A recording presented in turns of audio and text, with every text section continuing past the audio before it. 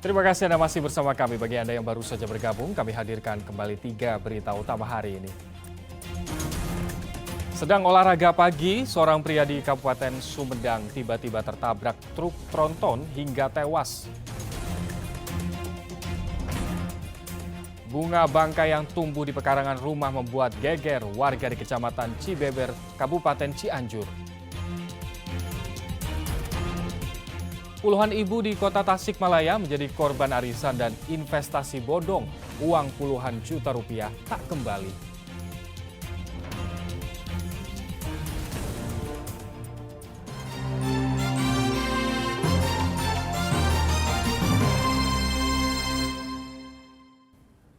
Warga menyambut gembira rencana pembangunan jembatan penghubung 2 kecamatan di Kabupaten Sukabumi. Sebelumnya warga bertaruh nyawa menyeberangi derasnya air sungai dengan rakit bambu untuk aktivitas sehari-hari.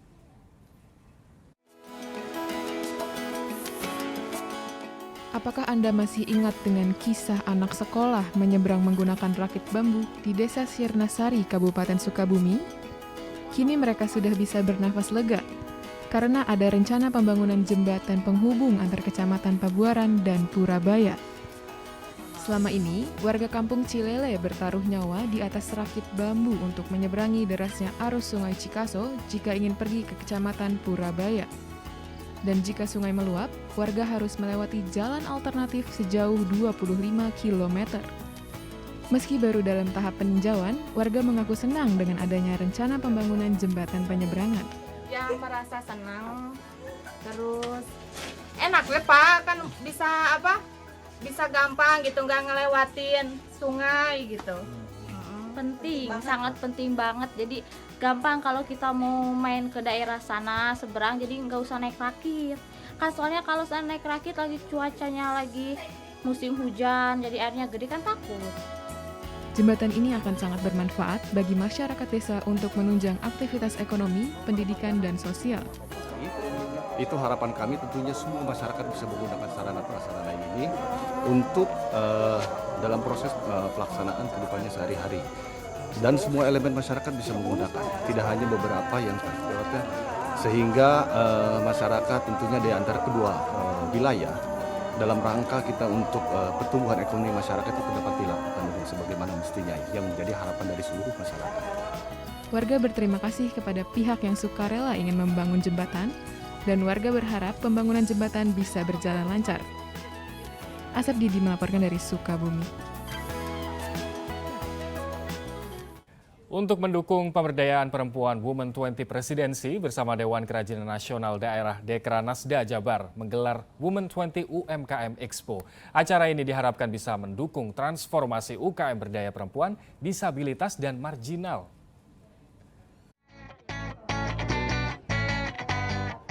Minggu pagi, halaman Gedung Sate Kota Bandung dipenuhi berbagai stan mulai makanan olahan hingga kerajinan tangan. Ini adalah rangkaian event Women 20 UMKM Expo dengan tema mendukung transformasi UKM berdaya perempuan, disabilitas, dan marginal menjadi industri yang lebih kuat, tangguh, dan siap ekspor. Ketua Women 20 Presidensi Indonesia dan Ketua Dekranasda Jawa Barat meyakini keterlibatan perempuan dalam ekonomi skala usaha mikro, kecil, dan menengah dapat mempercepat pemulihan ekonomi. Kita dari W20 itu punya 5 isu prioritas.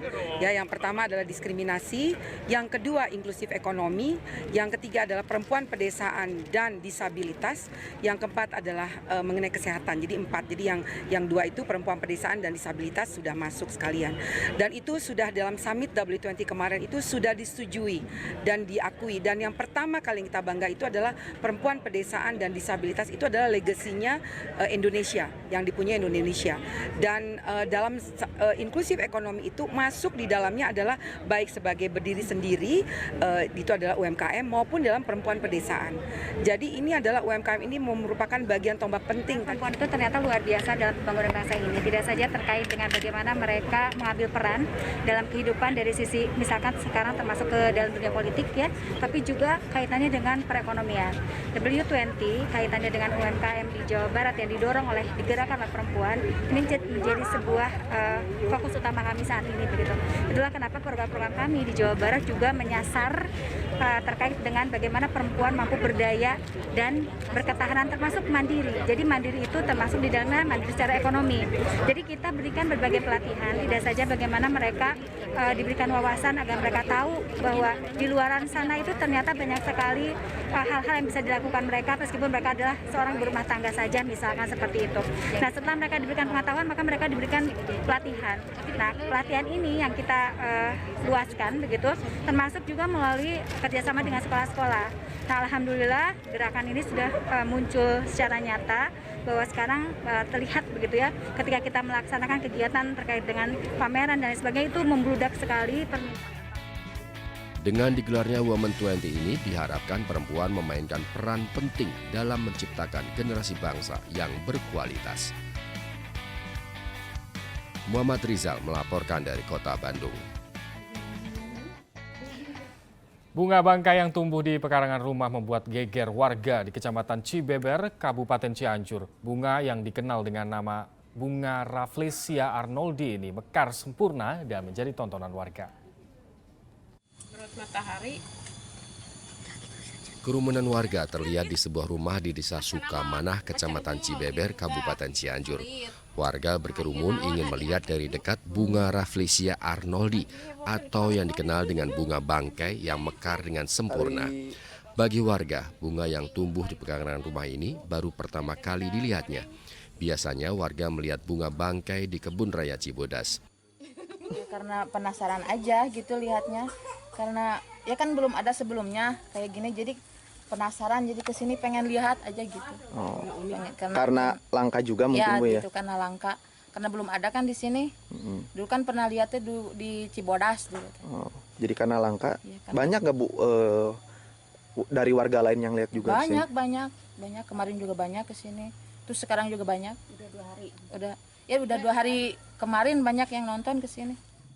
Keberadaan bunga bangkai ini awalnya diketahui karena mengeluarkan bau bangkai. Pemilik rumah mencari sumber bau bangkai yang ternyata dari bunga yang tumbuh dan mekar di pekarangan rumahnya. Ya kan Ibu lagi mau buang sampah nih ke sini. Kira ini apaan nih, ada ya kayak gini. Terus dibilangin, dikasih tahu sama saya. Mana itu ada apaan tuh? Pada ngeliatin. Tadinya kan belum mekar gini. Pas hari Jumat makanya kayak gini nih. Terus diliatin sama orang-orang. Ini apaan? Ternyata Kirain itu bunga bangkai. Bunga bangkai. Terus pada orang pada lihat, terus lihat di Google kan. Ini kan bunga bangkai kayaknya begitu. Terus orang-orang pada kesini. Pas dilihat di Google itu kayak bunga bangkai. Iya, gitu. kok ini bunga bangkai kok tumbuh di sini gitu. Oh. Sebelumnya pernah ada tumbuh juga nggak di kampus Kiri? Nggak pernah. Oh. Untuk baunya sendiri itu Bu? Kalau baunya menyengat pas waktu mau maghrib. Sama mau maghrib? Malam, iya. Kalau misalkan lalat tuh ngerumun gini nih, banyak lalatnya kalau mau maghrib, udah mau bau, keluar bau. Terus lalatnya pada ngumpul di sini. Setiap sore hingga malam bunga ini dikeruputi lalat dan mengeluarkan bau bangkai. Bau yang juga memancing warga untuk berdatangan. Rendra Gozali melaporkan dari Kabupaten Cianjur. Ya, meski tilang manual ditiadakan, Satuan Lalu Lintas Polrestabes Bandung memastikan tetap menyiagakan polisi di jalur-jalur kemacetan menuju objek wisata dan pusat keramaian di Kota Bandung.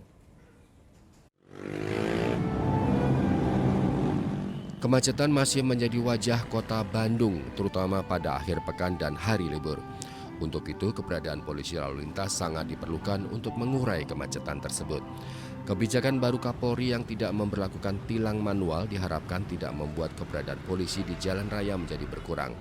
Harapan ini dijawab oleh Kasat Lantas Polrestabes Bandung yang memastikan anggotanya tetap disiagakan di sejumlah titik rawan kemacetan dan kecelakaan. Tindakan persuasif kini lebih dikedepankan. Kegiatan rutin kita, terutama di long weekend.